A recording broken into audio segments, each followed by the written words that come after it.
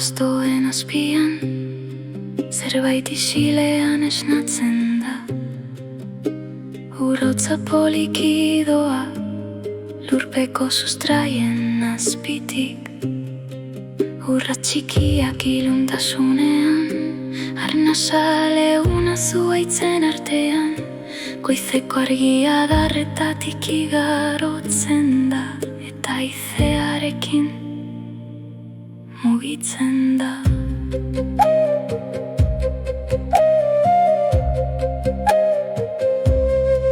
Basoak ez du inoiz presarik, eta ala ere leku guztietara heltzen da.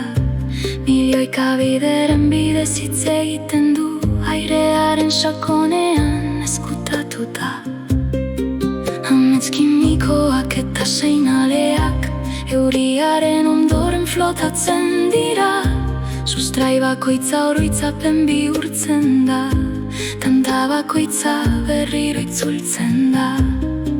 Eta gure gorputzen barruan, hitzak baino zaharragoa den zerbait, oraindik entzuten ari da, haizea pinuen artean, igarotzen denean. World Wide Web, bizirik gure oinen azpian, ibai isilak, zuaitzaren oroitzapenak eramanez.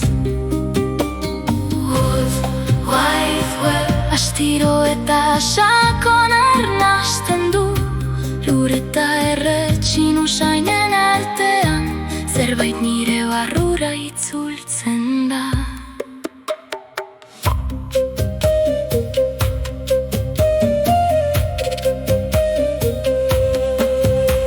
Basoak ez du ibili beharrik, ez du alegin beharrik, tala ere aire aurrez margotzen du, udazkena heltzen denean. Eguzkizpiak, atzirekiak bezala erortzen dira, lainoaren eta pinuen artean, gitzal bakoitza poliki mugitzen da, aztutako antzinako seinaleak bezala. Hotsik ez ala ere denak jasotzen du erantzuna,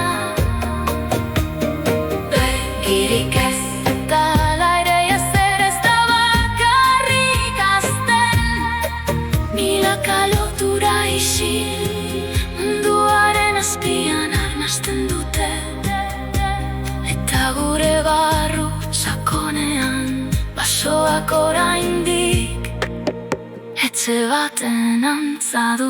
World Wide Web, bizirik gure oinen azpian, antzinako arnasa poliki doa, zuaitzen artean.